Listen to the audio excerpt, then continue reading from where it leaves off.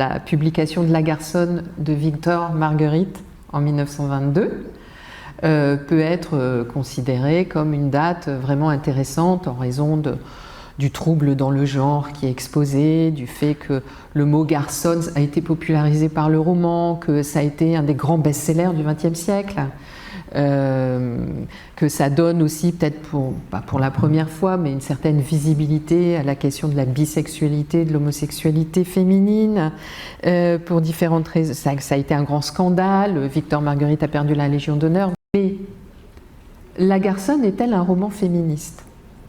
Victor Marguerite est-il vraiment un auteur féministe ? Il prétend l'être, et pourtant les féministes ne le reconnaissent pas comme tel.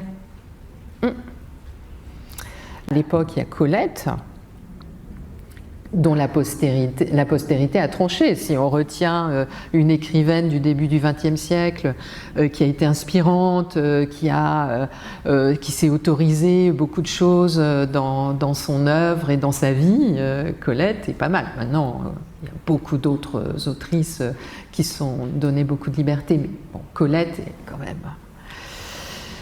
pour beaucoup d'entre nous, une star, enfin, une référence magnifique.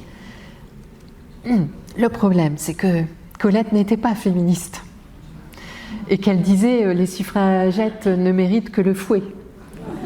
Et c'est pas très sympathique. Donc, dans une chronologie féministe, est-ce qu'on va accepter comme ça la présence de Colette ?